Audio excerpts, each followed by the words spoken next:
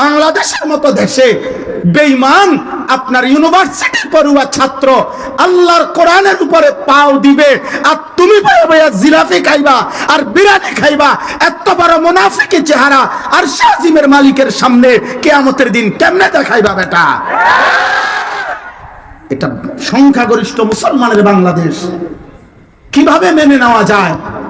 একটি প্রাইভেট নাম করা ইউনিভার্সিটির ছাত্র কিভাবে আল্লাহর কোরআনের উপরে পাও দেয়? এত বড় মিথ্যাবাদী, যেগুলো বলছে পাগল, হে পাগল, ওরা 14 গোষ্ঠী পাগল বেটা। ওরা পাগল, ওই বেঈমান পাগল না। ওই বেঈমানের এজেন্ট হয়েই আল্লাহর দ্বীনকে অপমানের জন্য এটা করেছে। পাগল কেমনে প্রাইভেট ইউনিভার্সিটি পড়ে? দেখি প্রাইমারি স্কুল পাইছো তুমি? আস্তাগফিরুল্লাহ। এজন্য যুবক, মুসলমানের নওজোয়ান, মনে রাখো বেঈমান বারবার টোকা দেয়। যেদিন দেখবে তোমরা সত্যিকারে মরে গেছ, যেদিন দেখবা তোমাদের ঈমান আর গড়ছে না, যেদিন দেখবা তোমাদের নবীর বেইজ্জতির পরেও তোমরা মোবাইল থেকে চোখ ফিরাও না, নারী থেকে চোখ ফিরাও না, বছরের পর বছর ফজরের নামাজ পড়ো না, একদিন এমন হবে তোমাদের আর ঈমান জাগবে না। মুসলমানের নওজোয়ান, ইসলামের মধ্যেই তোমার সম্মান। মুসলমানের নওজোয়ান, রাসূলুল্লাহ সাল্লাল্লাহু আলাইহি সাল্লামের সুন্নাতের মধ্যেই তোমার ইজ্জত। ওই চুল বেঈমানের মতো রাখো না, তোমার নবীর মতো রাখো। ইনশাআল্লাহ দুনিয়াও দামি হবা, আখিরাতও দামি হইবা। ঠকবা না রে বাপ। মুমিন ঠকে না, মুসলমান ঠকে না।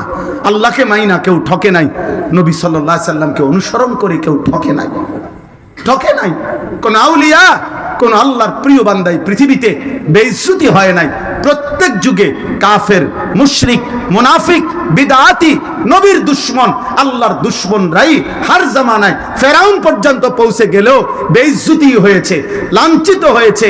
আজকের পৃথিবীতে নবীজি সাল্লাল্লাহু আলাইহি সাল্লামের অনুসারী আছে কোটি কোটি, হাসান হুসাইনের নাম আছে অগণিত মানুষ, রাসূলের বংশের ইজ্জত সম্মান আছে অগণিত মানুষ, কিন্তু ফেরাউন নামে, নমরুদ নামে, আবু জাহেল নামে, আবু লাহাব নামে কুত্তার নামও নাই। কুত্তার নামও নাই, কুত্তার নাম। মুহাম্মদ আরবি সাল্লাল্লাহু আলাইহি সাল্লামের বিরোধিতাকারীর নাম কেউ কুত্তার নামও রাখে না। অতএব ইসলামই শ্রেষ্ঠ, আল্লাহর কোরআনই দামি, রাসূলুল্লাহ সাল্লাল্লাহু আলাইহি সাল্লামের সুন্নাতই দামি। আল্লাহ আমাদেরকে তৌফিক দান করেন। আজানের জবাবে আশহাদু আন্না মুহাম্মাদার রাসূলুল্লাহ এটা যখন বলে মুয়াজ্জিন, তো এটার জবাবে এটাই আবার বলতে হবে। এরপরে বলবেন সাল্লাল্লাহু আলাইহি ওয়াসাল্লাম। বুঝেন নাই আমার কথাটা? মানে এইটাও হুবহু আবার কইতে হইব আগে। যদি কেউ, অনেক মানুষ আছে ওই মুয়াজ্জিন বলে আশহাদু আন্না মুহাম্মাদার রাসূলুল্লাহ, উনি কয় সাল্লাল্লাহু আলাইহি সাল্লাম, এইটাও হবে না, আজানের জবাব হবে না। আজানের জবাব হয় না। নবীজির নাম শুনলে যে সাল্লাল্লাহু আলাইহি সাল্লাম বলতো, এটা হইছে, কিন্তু আজানের কি হয় নাই? আজানের জবাব হবে যখন মুয়াজ্জিন যেটা বলে আমনে ওইটা আবার ফেরত আমনে ওইটাই কইতে হইব। তা আপনি এটা বলছেন নি, বুঝেন নাই কথাটা?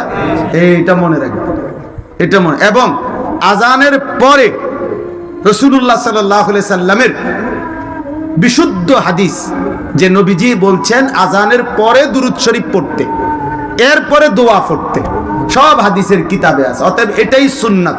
এই জন্য আজানের আগে দুরূদ শরীফ পড়া বিদআত, এটা সম্পূর্ণ সুন্নাতের খেলাফ। যদি কেউ বলে অসুবিধা কি, না অসুবিধা কি, এটা কোনো দলিলের কথা না।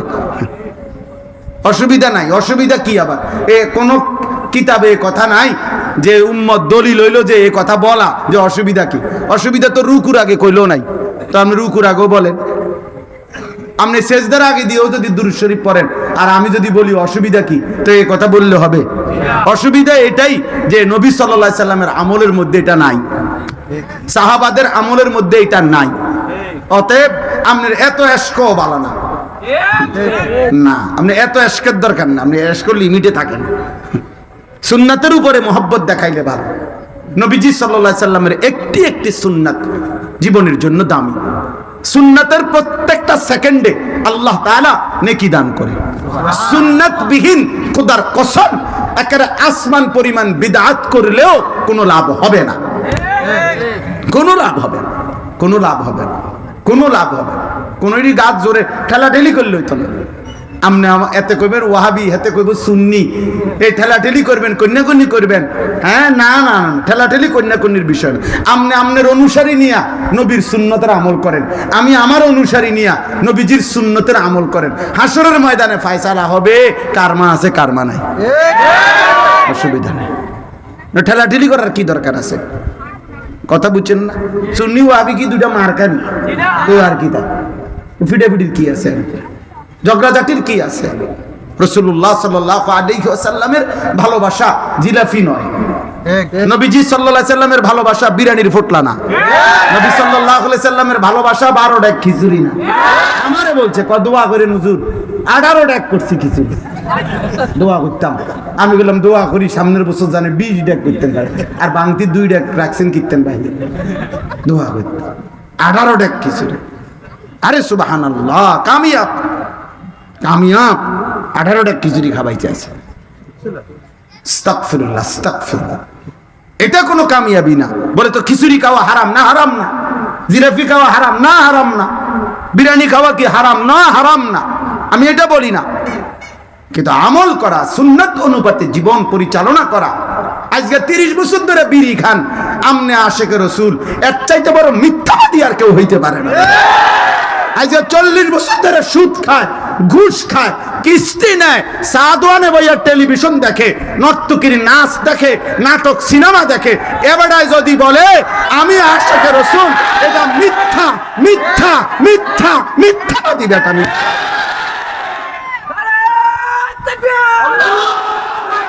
কলিজার খুন দিতে হবে, আল্লাহর জন্য জান বিলিয়ে দেওয়ার স্বপ্ন দেখতে হবে, এটা রাসূলুল্লাহ সাল্লাল্লাহু আলাইহি ওয়াসাল্লামের ভালোবাসা।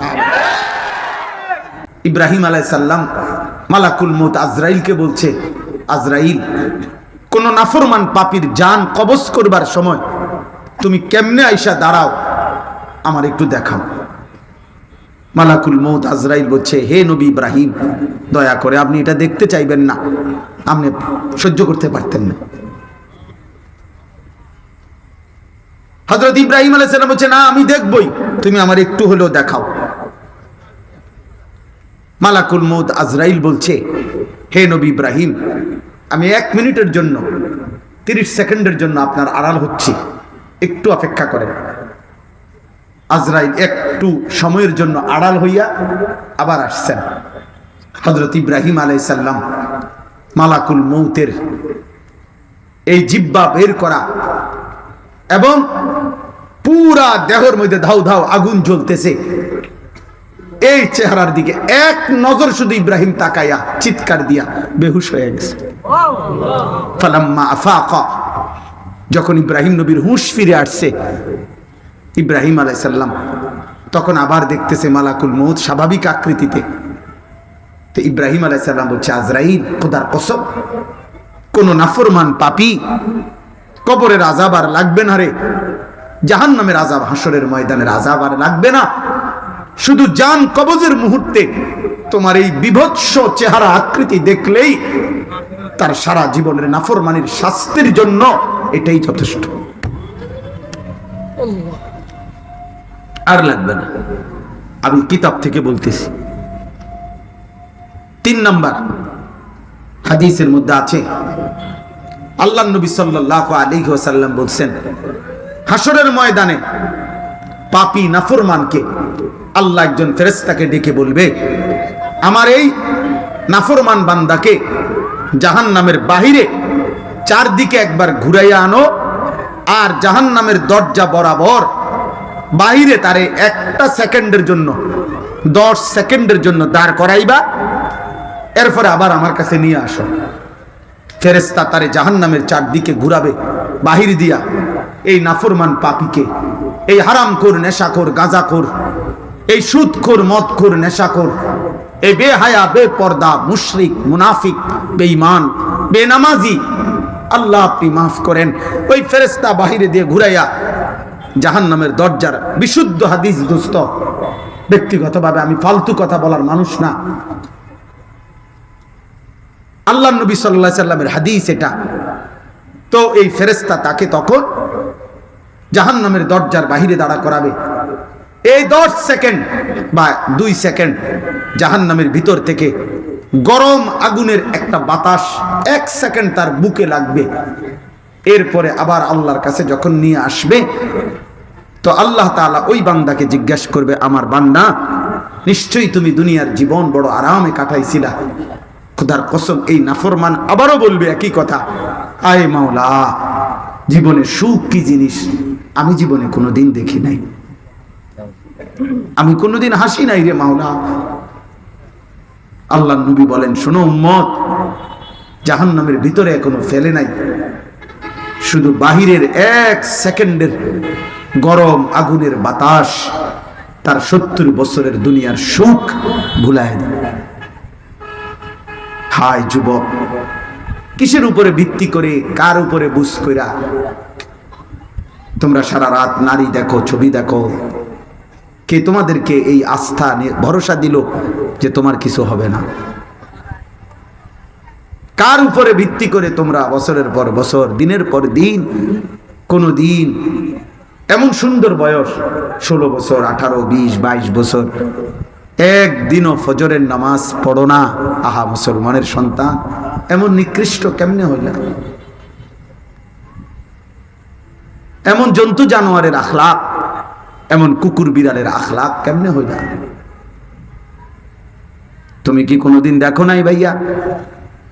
কোন মসজিদের সামনে যখন আজান হয়, দেখো আজানের আওয়াজ শুনলে কুত্তা ঘেউ ঘেউ করে আওয়াজ করতে করতে চলে যায়।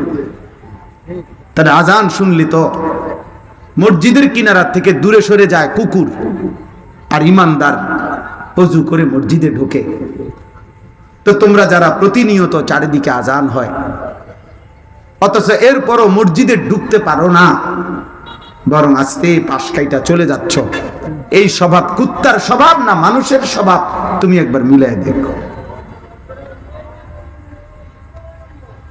যদি তুমি কোনো মায়ের ঘরে জন্ম নিয়ে থাকো, আর যদি তুমি এখনো পাগল হয়ে না থাকো, মাথা যদি ঠিক থাকে, তো তুমি মিলাই দেখো যে আজান হলে কুত্তায় কি করে আর আজান হইলে মুমিন কি করে।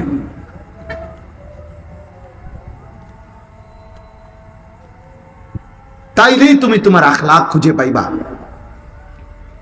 মিলাইতে পারবা, মিলাইতে পারবে। আল্লাহ আমাদেরকে হেফাজত করেন, আল্লাহ আমাদেরকে বুঝ দান করেন, আল্লাহ আমাদেরকে ফিকির দান করেন। আমার ভাই, একটা যুবক দোস্ত, এই হই হুল্লুর তামসা, মোবাইল, নারী, ছবি উঠানো, চুলের ফ্যাশন, মোটরসাইকেল, কোন অসৎ দুশ্চরিত্র মেয়ের সাথে সম্পর্ক, প্রিয় বন্ধু, এর কোনটাই আখিরাত তো দূরে থাক, দুনিয়াও কাউরে ইজ্জত, সম্মান, শান্তি, নিরাপত্তা, একান্ত শান্তিও দেয় না, শান্তিও দেয় না, শান্তিও দেয় না। চরিত্রহীন যুবক অচিরেই তোমার বিবি হিসাবে যদি কোনোদিন কেউ ঘরে আসে, দেখবা ওই নারীও চরিত্রহীন। এটা আল্লাহর ওয়াদা, কোরআন শরীফে ওয়াদা। আল্লাহ বলছে, খবিস যেই পুরুষ, আর খবিস বলা হয় ব্যভিচারী, খবিস বলা হয় নারীর সাথে হারাম সম্পর্ক করে যারা, তাদেরকে খবিস পুরুষ বলে। আল্লাহ ওয়াদা দিছে, হে খবিস পুরুষ, আমি ওয়াদা দিলাম তোর বিবিও মিলবে খবিস। তুই যেরকম 12 ঘাটের ফানি খাইছ, তাই বেডিও 12 ঘাটের ফানি খাই যাইছে মনে করবে। হ্যাঁ, সাফ কইলাম, বাংলা কইলাম। আগের তুই তো আরবিতে কইছিলাম নাকি? আগের কথাগুলো ইংরেজিতে কইছিলাম নাকি? ডাইরেক্ট বাংলা কইলাম। হ্যাঁ, বুঝবা, সেদিন বুঝবা রাস্তার বেটি দেখার মজা আর নিজের স্ত্রী 2 নম্বর হওয়ার সাজা, কষ্ট। হ্যাঁ, তখন বুঝবা, তখন বুঝবা বাপ, এই পৃথিবী কত যন্ত্রণার। স্বামী স্ত্রীর অবিশ্বস্ততা, স্বামী যদি স্ত্রীর চরিত্রের ব্যাপারে সন্দিহান হয়, স্ত্রী যদি স্বামীর চরিত্রের ব্যাপারে সন্দিহান হয়, এই জীবন আর জাহান্নামে যাইতে হয় না। এনেই স্বামী আর লাগতো না জাহান্নামে যান। আপনি জাহান্নাম তো এনেই জ্বলতেছে, আপনি আর জাহান্নামে কিনতে দেবেন? হ্যাঁ, এনেই সারব, এটাই সারব। এই যে চাচা কইতেছে, এনেই সারব। হ্যাঁ, আল্লাহ আমাদেরকে হেফাজত করেন। এই জন্য আমি অনুরোধ করছি, আমরা প্রত্যেকেই এক চূড়ান্ত,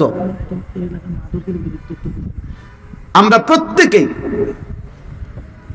আমাদেরকে শেষ পর্যন্ত কথা এটাই, আমি যে আয়াতগুলো পড়ছি আয়াতের সংক্ষিপ্ত একটা কথা বললেই বুঝবেন, শানে নুজুলের একটা কথা, মানে কেন আল্লাহ এই কথাগুলো বলছেন। কোরআনুল কারীমের 27 নম্বর পারা, কোরআনুল কারীমের 56 নম্বর সূরা, সূরা ওয়াকিয়া, কোরআনের প্রসিদ্ধ একটি সূরা। এই সূরা ওয়াকিয়ার 5টি আয়াত 83, 84, 85, 86, 87 এই আয়াতগুলো আমি পড়ছি। 5টা আয়াত, ছোট ছোট আয়াত, তরজমা কইতে বেশিক্ষণ লাগবে না, এক কথা। মক্কার কুরাইশরা, কাফেররা কোনোভাবেই এটা মানতে চাইতো না নবীজির সাথে যে মৃত্যু পরবর্তী মানুষকে কবর থেকে আবার উঠানো হবে এবং হাসরের মাঠ কায়েম হবে, বিচার আচার হবে, এই কথাটা তারা বুঝতেই চাইতো না। না ভাই দিও না, দিও না, এমনি শোনো, তুমিও শোনো, এটা তারা মানতে চাইতো না আর কি, এরা বুঝতেই চাইতো না এটা। ওদের সারাদিন নবীজির সাথে তর্ক করত আর নিজেদের একান্তে অহংকার করত। আরে বেটা কি এর কেডা, আমরা মাটির সাথে মিশে যাব, আইদা মিতনা ওয়া কুন্না তুরাবান, মাটির সাথে মিশে, মনে করেন 100 বছর আগে 200 বছর আগে হয়তো এখানে কবর ছিল, সেই মাটি মিশা, মাটি হয়তো ড্রেজার দিয়ে আরেক কানে নিচে গা, কোনাকার মাটি কই গেছে গা, কোনাকার বালু কই উড়ে গেছে, কার হাড্ডি কই, চামড়া কই, গোশত কই, দেহের কোন অণু পরমাণু কই, কে খুঁজে পাবে এগুলো? এগুলো বুঝি কথা? এগুলো বুঝি কথা? আর শরীর আমার সিদ্ধান্ত, আমার নিয়ন্ত্রণ, আমি মন চাইলে খাই, আমি মন চাইলে ঘুমাই, আমার শরীরে তো আমারই রাজত্ব, আমার দেহে তো আমারই অধিকার, এখানে অন্য ধরবে কেডা, ছুইবে কেডা, উড়াইবে কেডা, নামাইব কেডা, হতাইব কেডা, কি কয় না কয়। ইউরোপের স্লোগান এটা এখনো, যারা পাশ্চাত্যের ইউরোপের, তাদের স্লোগান এটা, your wish, your life your wish, তোমার শরীর তোমার পছন্দ, তোমার যা ভাল লাগে তুমি তাই করবে, এটা অন্যের অধিকার নেই, অন্যের কিছু বলার নেই। এই অধিকারের স্লোগান দিয়ে আজকে হাজারো লাখো মানুষকে একেবারে জীবনটা তাদের তছনছ করে ফেলছে, নষ্ট করে ফেলছে। নারীকেও শিখাইছে, নাস্তিক মুরতাদওয়ালা নারী, ওই অসভ্য তসলিমা নাসরিন নামের এই লম্পট নারী, সে তার অনুসারীদেরকে এটা বুঝাইছে যে শরীর আমার, সিদ্ধান্ত আমার, আমার যার সাথে মন চায় রাত কাটাবো, আমার যার সাথে মন চায় আমি তাকে দেহ দান করবো। এই সমাজের কি আবার? এই সমাজ কেন বাধা করবে? বিয়ে কিতা আবার, জিনা কিতা আবার, আমার যাকে যার যখন ভাল লাগে তখন তার লগে থাকুন, বুঝেন নাই? নাউজুবিল্লাহ, নাউজুবিল্লাহ। তোমরাও তো আজকে এমন যে আমার বাপ কিতা আবার মা কিতা, আমার আবার ধর্ম কি, আমার আবার কোরআন কি, আমার যেই মাসে যে রুম চুল রাখতে মন চায় আমি এরুম রাখবো, যেই মাসে আমার যেমনে খারাইতে মন চায় আমি এমনি হাঁটবো, চলবো, আমার মুতে ধরছি এটা রাস্তা না উড়ান, আমার এত কথা দরকার কারণ ফেসাবে ধরছে, আমি এনে মুতালাম, এনে অন্যের চিন্তা করার কি আছে? ফেসাব আমার মুতমু আমি, এটা অন্য মানুষের টেনশন কি? না, কারো কোনো টেনশন নেই, তুমি মুতালাও, অন্যের টেনশন কি? এই কাফের মুশরিকরা, মক্কার বেঈমানরা প্রতিনিয়ত কথাটা বোঝেন, প্রতিনিয়ত এটা বলতো যে তারা বুঝতে চাইতো না, তারা বুঝতে চাইতো না, তারা বলতো আমার জীবন, আমার লাইফ, আমার ইচ্ছা, আমার স্বাধীনতা, এখানে কবর কি, মৃত্যু কি, পুনরুত্থান কি, হাসরের মাঠ কি, বিচার আচার কি? আবার এই সূরার 26 নম্বর পারায় সূরা কাফের মধ্যে আছে, ফাকালাল কাফিরুনা হাদা শাইউন আজীব। মক্কার কাফেররা বলতো আরে এটা তো একটা আশ্চর্য কথা যে মানুষ মরবে, কবরে যাবে, হাসরের ময়দান হবে, কি কয় মুহাম্মদ, এগুলো কি বলে? তো আল্লাহ তাআলা এখানে তাদেরকে বলতেছেন যে হে মুশরিকরা, মুনাফিকরা, বেঈমানরা, আমি আল্লাহ তোমাদের একটা শুধু কথা বলি। আল্লাহ বলছেন এখানে এই 5টা আয়াতে, আল্লাহ বলছে কোন নাফরমান পাপীর, মনে রাখবেন এই সূক্ষ্ম কথা, কোন পাপীর নাফরমানের আল্লাহ বলেন যখন তোমাদের চোখের সামনে মৃত্যুর যন্ত্রণা শুরু হয়, মালাকুল মউত আজরাইল তখন নিয়ম হলো বুঝাই, নিয়ম হলো আজরাইল, আল্লাহ নবী সাল্লাল্লাহু আলাইহি সাল্লাম বলছে মালাকুল মউত আজরাইল কোন পাপী নাফরমানের জান কবজ করবার সময় কলিজার ভেতর থেকে তার রুহুটাকে প্রথমত এমনি ধরে একটা খপ করে ধরে একটা টান দিয়া ছিঁড়ে ফেলে। এই ছিঁড়ে ফেললে আহা, এই রুহুটা, এই হুলকুম, এই কণ্ঠনালী, এটারে তারাকিও বলে অথবা হুলকুমও বলে, কণ্ঠনালী, কণ্ঠের অগ্রভাগ, এইখানে আইসা তার রুহুটা আটকাইয়া যায়, তখন নাফরমান ছটফট করে। তো আল্লাহ বলতেছেন এই কোন নাফরমান পাপীর কণ্ঠনালীর কাছে আইসা যখন রুহু আটকাইয়া যায়, তখন তো ওয়া আনতুম হিনা ইদিন তানদুরুন, তোমরা তো তার পাশেই আসো, তোমরা বুঝতেছো লোকটা ছটফট করতেছে, তো তোমরা বুঝতেছো এই মুহূর্তে সে মৃত্যুর সাথে লড়াই করছে। তাহলে তোমরা যদি বলো আমি আল্লাহ এখানে আসি, আমি তো তোমাদের অজান্তে, তোমরা আমারে দেখো না, কিন্তু আমি আল্লাহ এখানেই আসি, আমার বান্দার সামনেই আসি, হে নাফরমান পাপী, তোমাদের যদি অধিকারই থাকে, শক্তি থাকে, তোমাদের বড়াই করো। যদি তোমরাই বলতেছো তোমরা ফিরবা না, কোথাও হাসরের মাঠ হবে না, কবর থেকে উঠবা না, তাহলে তোমাদের এই মৃত ব্যক্তি যে এখন ছটফট করতেছে মৃত্যু যন্ত্রণায়, তারে তোমরা তার রুহুটা আগের জায়গায় ফিরাইয়া শান্ত করে দাও, দাও। এই কথাইটা এনে বলছি, ফালাউলা ইদা বালাগাতিল হুলকুম, আল্লাহ বলে তাহলে বলো না না ফরমান, যখন পাপীর রূহ তার কণ্ঠনালীতে এসে পৌঁছে যায়,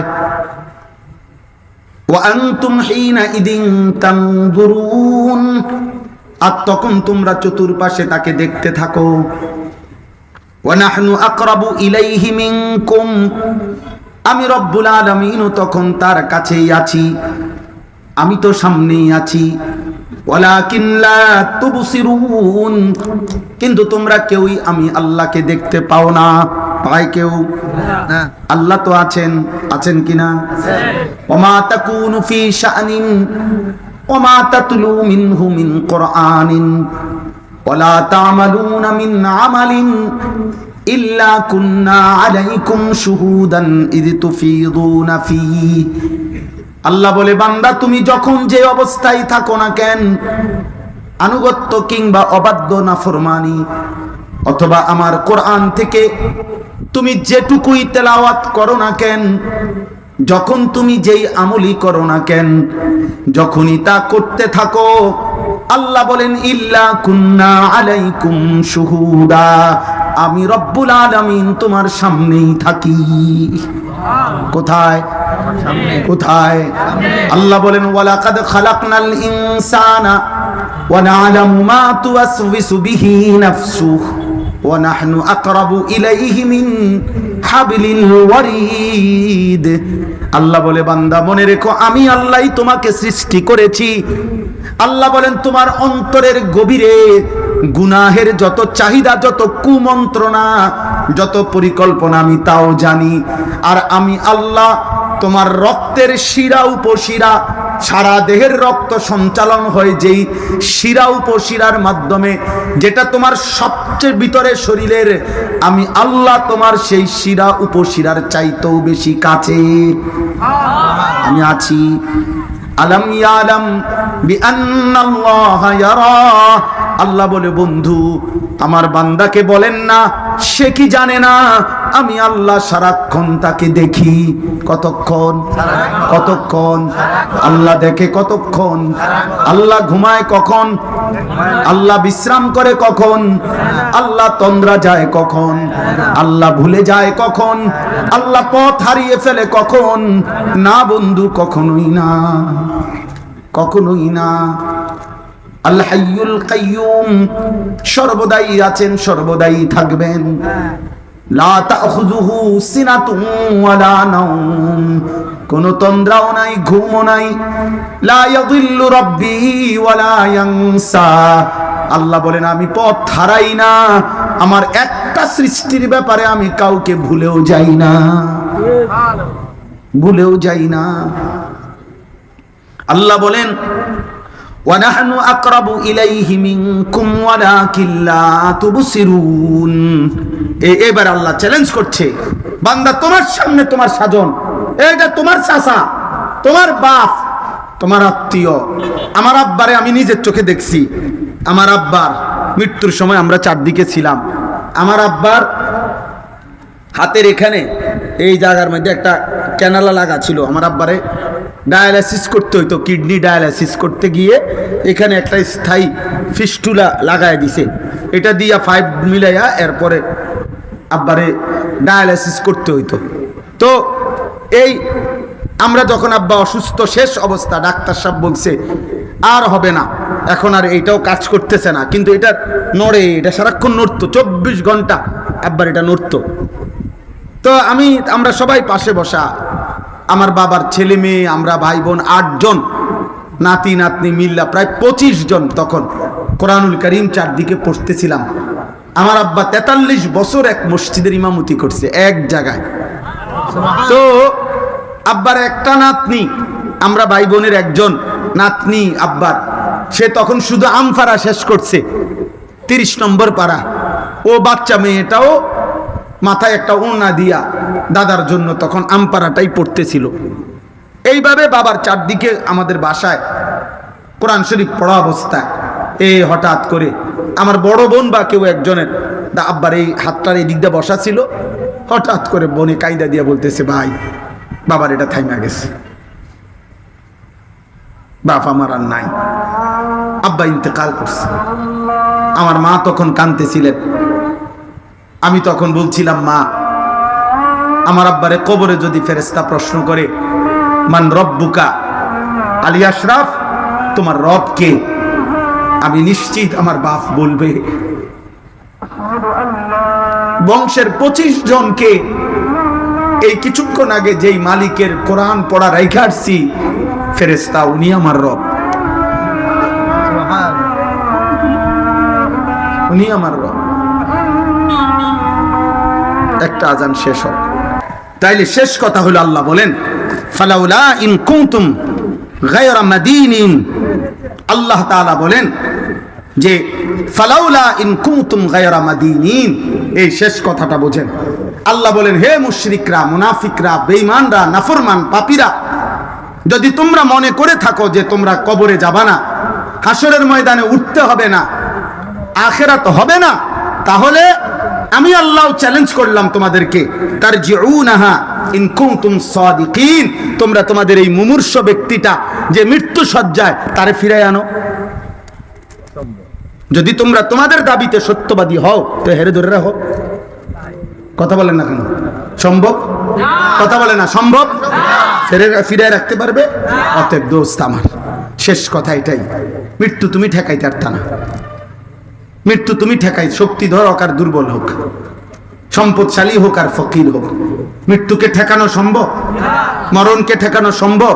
তাইলে প্রিয় ভাই, আল্লাহর কাছে ফিরতেই হবে, তোমারে চলে যেতেই হবে। দোস্ত, নষ্ট হইও না। কিশোর নওজোয়ান, আগামীর শতাব্দী, আগামীর সময় চ্যালেঞ্জের সময়। বাপ, তুমি জানো না বাংলাদেশের 2টা দল 4টা দল লইয়া ফিডাফিডি না, সারা পৃথিবী, সারা পৃথিবীর কুফর, সারা পৃথিবীর বেঈমান প্রস্তুতি নিচ্ছে আগামী দিনে ইমানদারের সাথেই যুদ্ধ হবে। আর ইমানদারও প্রস্তুতি নিচ্ছে ইনশাআল্লাহ বেঈমানের সাথে যুদ্ধ ইনশাআল্লাহ। এজন্য আগামীর বিশ্ব ঈমান আর কুফরের, মুসলমান আর বেঈমান, আর এটাই সত্য।